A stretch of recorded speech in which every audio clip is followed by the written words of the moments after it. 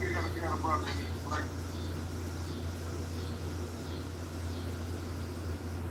but she's not in jail. Like I told everybody, she's not going to jail. These South suburban mayors rob the communities year after year, and nobody ever goes to jail.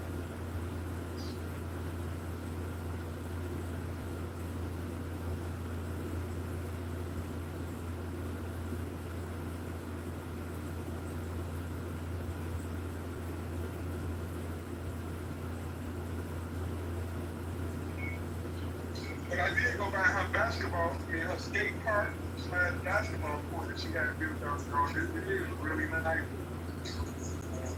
I heard she wasn't letting people use it, but I went back there recently when she got off and it was full. So I guess she did something. She did something like that. What would be a bigger gift, to your constituents? Cutting their tax rate by 50% for their income and their property, or building them a skate park?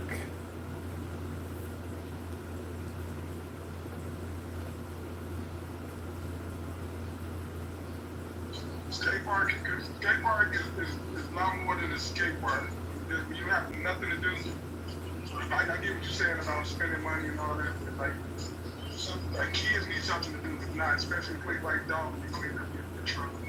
I said the skate park alone going to stop it, but it's a step in the right direction.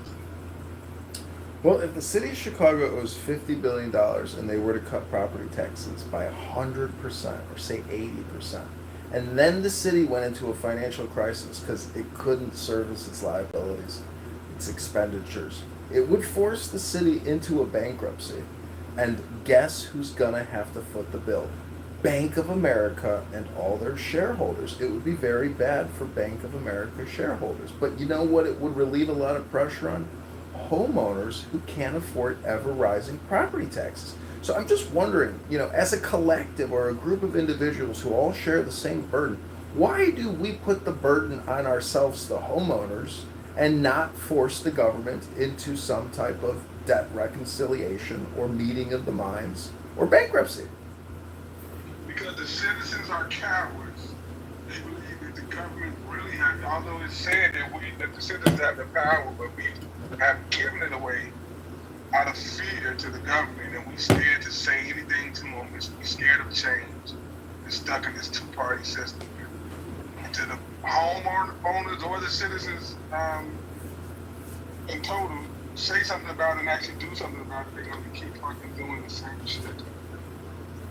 Well, we are locked in a racket in in basically property tax appeal lawyers, the commissioners, and the property tax authority board in every major city and town. It's the same game. I mean, people go to college, go to law school to get out to work in property assessment and property tax reevaluation appeals.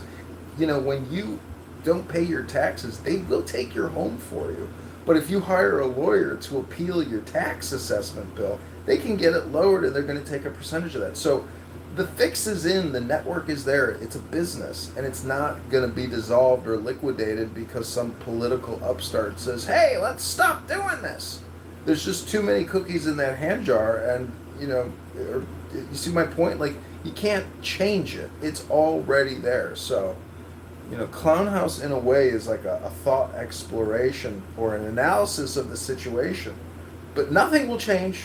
All you can do, in my opinion, in conversations is try to accurately describe the situation. And, that's why I said to my mom, I was like, Mom, we should have a show called Let's Complain About Everything and Be as Cheap as Possible.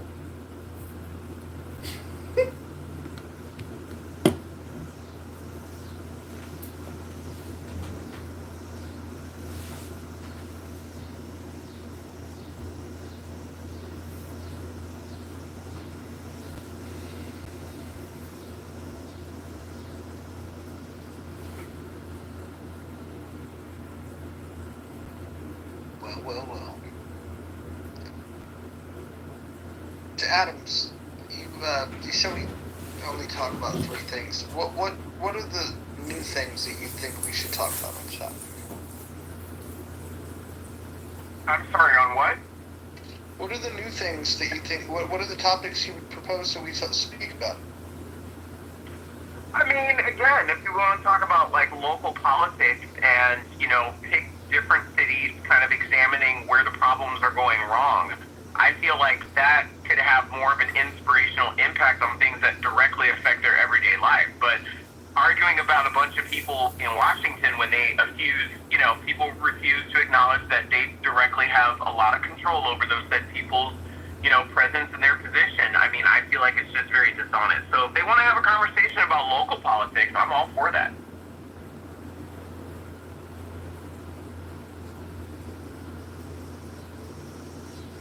How many people on this stage or in the audience or just on Clubhouse in general do you think are involved in local politics? Like whether it's an occasional school board meeting or city council meeting. Any lifting a finger. Like what percentage of this app do you think does that? 3. Yeah, I say it's single digits. I would say you're still overestimating. I would say it's closer to 0.3. Where do you think, just curiosity, this is maybe another subject, let me know if you can't hear me. Another topic that is not done today. Where does adult vasectomy fall in Planned Parenthood with Republican versus Democrat?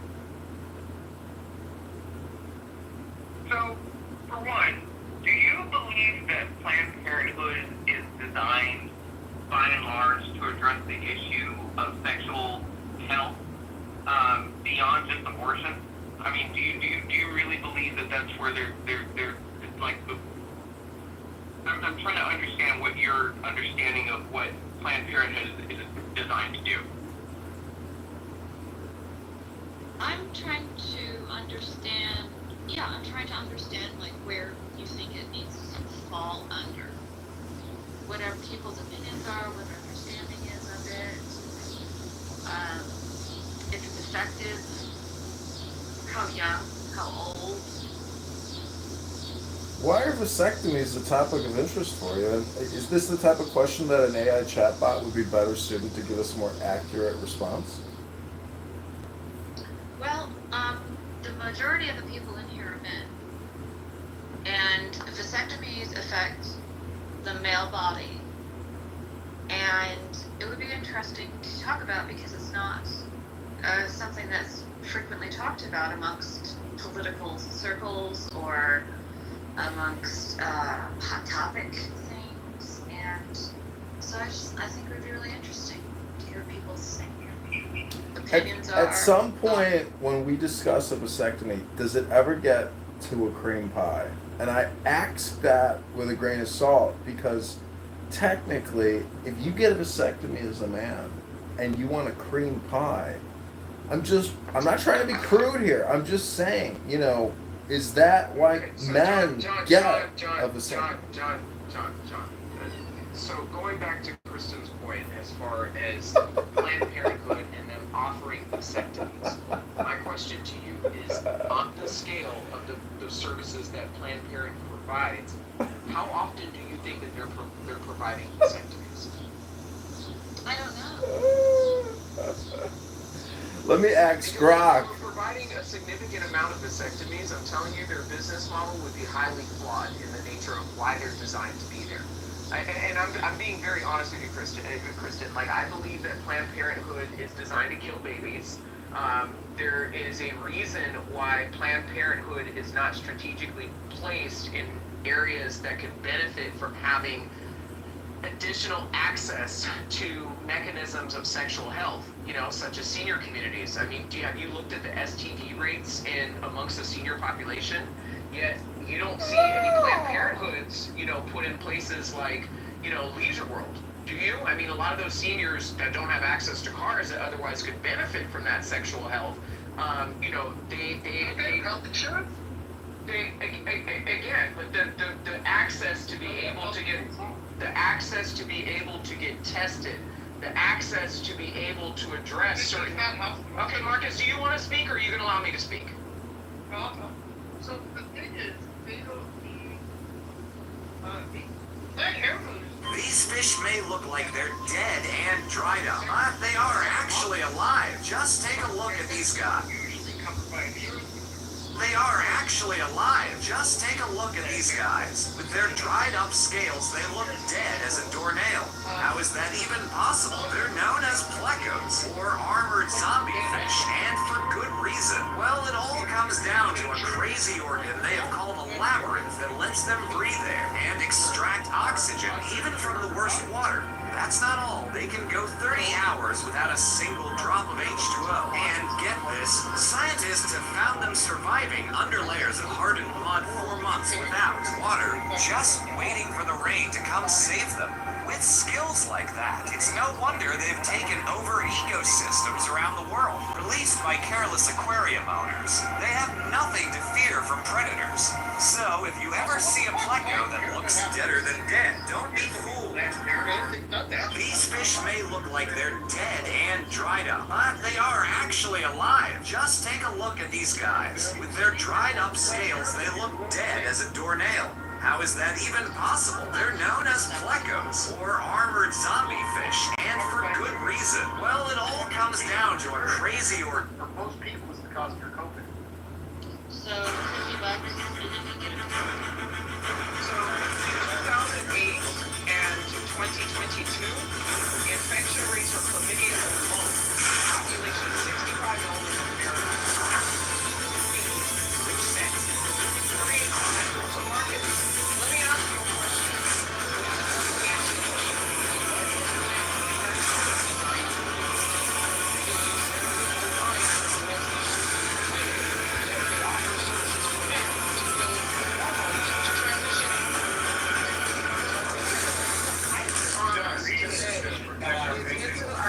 Okay, so I think that we're having a problem where my audio is not reaching your ears and you're not hearing us. So again, I'm going to finish my question. I'm going to finish my question. I'm going to finish my question. So one of the things is you have to say that Planned Parenthood is designed to specifically meet the needs of women. I mean, I can look at the mission statement if that's what it's supposed to do. But it's not about seniors. Period. Look, the mission statement says that they were designed to kill babies. Okay, so that's why we're having a problem with the conversation. Because you show me the Planned Parenthood website or statement that says the mission statement is designed to kill babies. I just don't believe you. Market, their main line of business is killing children, okay? The only reason why they offer these secondary sources is to have access to funding. That's the only reason why they offer STD testing. That's the only reason why they offer all this other cushy bullshit, so that our legislative body could authorize them to have access to funding. Because it wasn't a really rosy picture to offer funding for their sole mission to kill babies. That's the only reason why they offer those other services. Okay, so let's not sit here and pretend like it's designed to do a dutiful effort to society. They're designed to kill children. The only reason why they offer on a very disingenuous basis other services is so that they can build taxpayers into their goal of killing more children and us paying for it. That's not what the website says. Yeah, no, hey guys.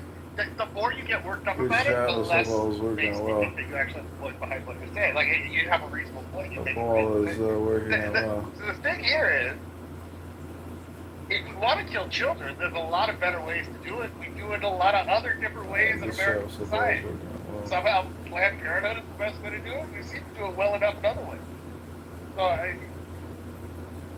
there's enough other things to be angry about or whatever. If you want to stop parts of what Planned Parenthood does and make rules against it, that's fine. But to say their mission statement is to kill babies, you know you're making that up. And you can't expect us to take it seriously if that's what you're going to get mad about.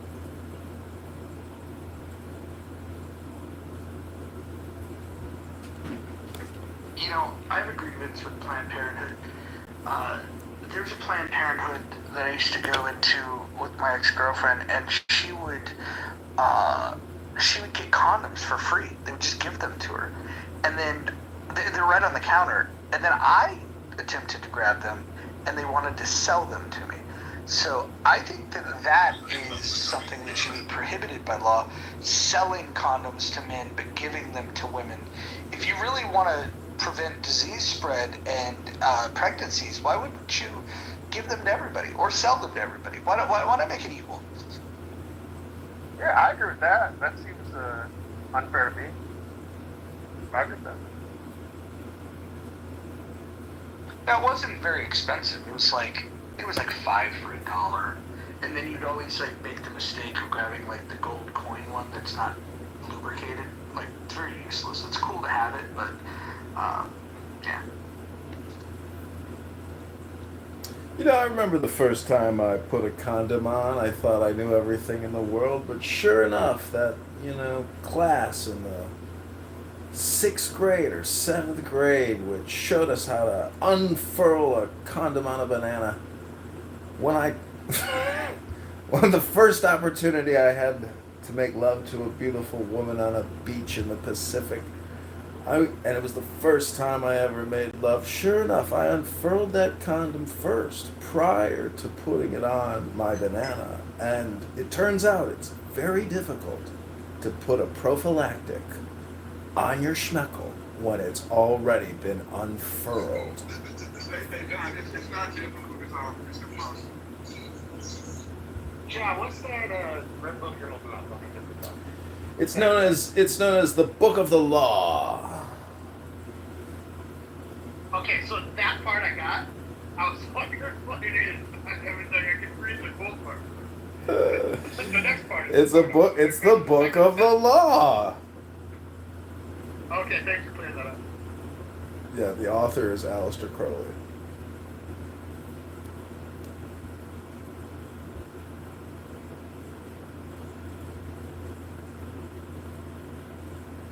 I mean, I think America is aborting itself by doing this reckless spending. I mean, that's what, people who generally get an abortion, they got financial problems, they got debt problems. And America is aborting itself and essentially bankrupting its currency and bankrupting its morality and ethics and virtue.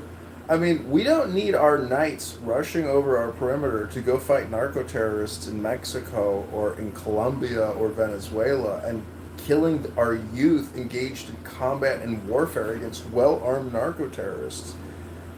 That is an abortion of our future security. I mean, I wish there was some type of group, not group think, because that's negative, but I mean, how do we optimally play this game as, American-loving patriots, as opposed to these phony deep state patriots that want to see Donald Trump, die or prematurely lose his presidency? There's a lot of people out there that aren't rooting for the team. So, I wonder if that thought can be segued into, instead of talking about people, talk about how anybody can buy, if I'm wrong, but anybody in the world, if you have enough money, you can actually buy land in the United States. And you don't have to be a citizen. Yeah, that happens all the time. So that kind of scares me, because the poorer that the United States is becoming, citizens of the United States is becoming, the more difficult it is to buy property, to buy land. It's no longer owned by citizens of the United States. So what does that mean?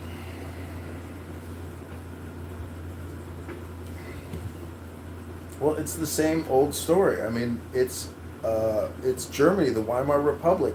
All the money that was printed up for war reparations at the Versailles Treaty came flooding back into Germany. And sure enough, the price of bread went up to the price of a barrel of Russian marks, or, fucking German, paper. So, isn't that the fear, that all of our borrowing and all the U.S. dollars overseas will come flooding back in and buy up everything we have? That's what was estimated in the 80s with the Japanese and their booming economy. They were buying up assets left and right in this country. They bought Sony and What happened to them now? Well, they're doing, it's hard. I don't think you can. Well, they're still a very wealthy nation and a great people. We have other we have huge cultural education issues in this country, which I don't think the Japanese in their society have to deal with. But anyways, I mean, I don't think there's a Speaking spectrum. of Japanese politics, if you look at Sensei right now, the political party that's winning, it's the exact same. I mean, literally, their slogan is Japan first, and they use the word first mainly. Like, it's basically the same thing America went through a few years ago. But if you look at the Japanese economy is, like, especially if you're comparing it to the 80s, it's night and day. The billionaires who own the Gold Coast in Hawaii get to sell it all. Like, which, okay, maybe that's not the best example, but the daily, like, the salary for many jobs in Japan hasn't even gone up in 20 years. So, they're not doing very well. Stagflation. But Marcus, they don't have the Federal Reserve and $37 trillion in debt.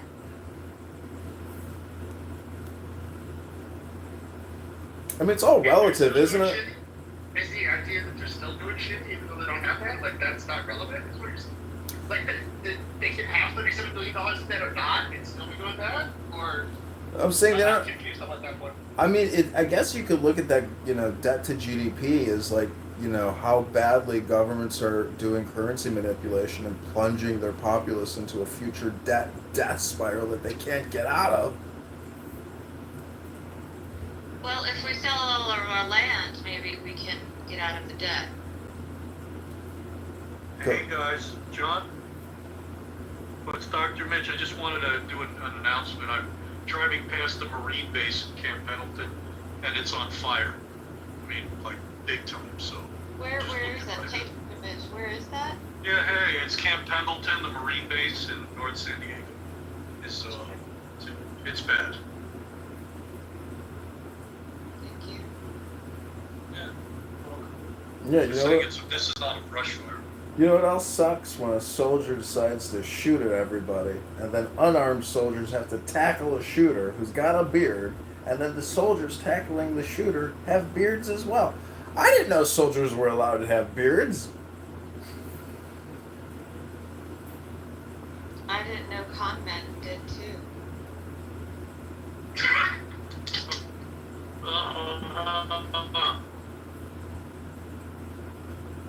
I mean, Dr. Mitch, what would you do if you were president, king, or emperor of the United States? What would you do for your people?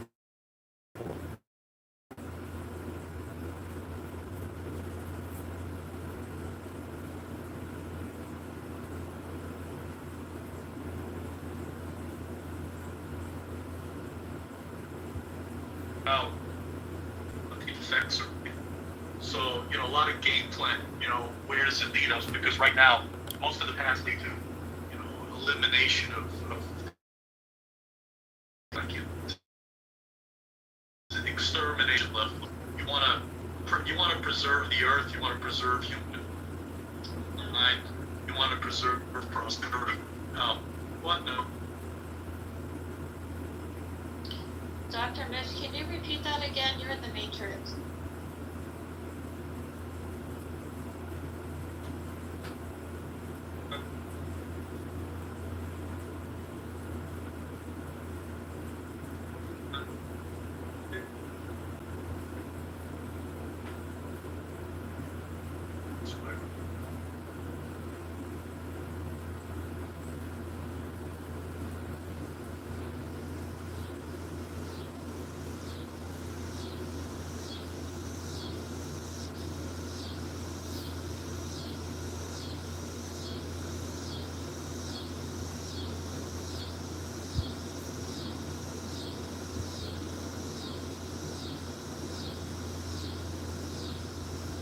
Alright.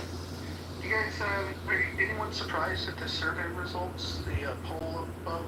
Those of you that haven't seen it, haven't responded, there is a poll posted above the room. Who is harmed more children?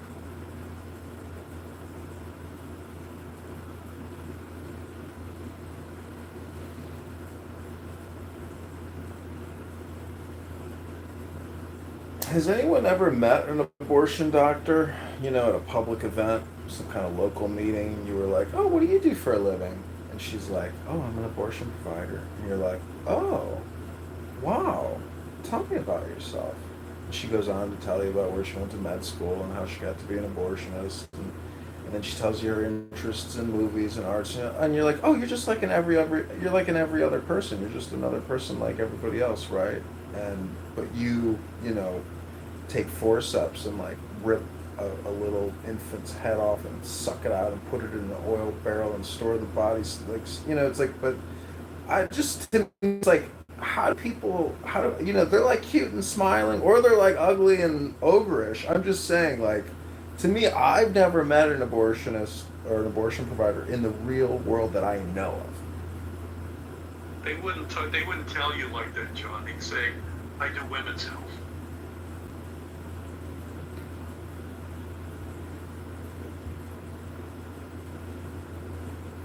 Nobody's going to come out and say I'm an abortionist ever. How do you get over, like, I'm kind of OCD, I use baby wipes, I like to shower daily, I brush, I floss, I use, a water pick. I'm just wondering, like, how does a woman or a male doctor who does that in a uterus and rips it apart and stores the body, like, looks at it all and looks at the baby parts? Because I've seen the videos and it looks like a cartoon and so shocking and horrific. Like, how do you go through your life and not have nightmares? Like, the pictures I've seen are so gross that it's like, to me, it's a visual and an environment that I wouldn't want to be involved in. I know there's money involved, but to me, how is that not just like... There's a great book called The Psychopath Test, written by a guy named Ronson, where he talks about how some people literally are born without the ability to feel empathy.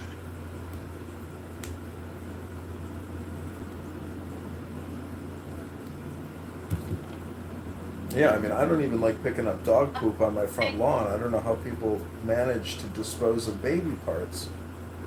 So it looks like vasectomies are not offered at Planned Parenthood.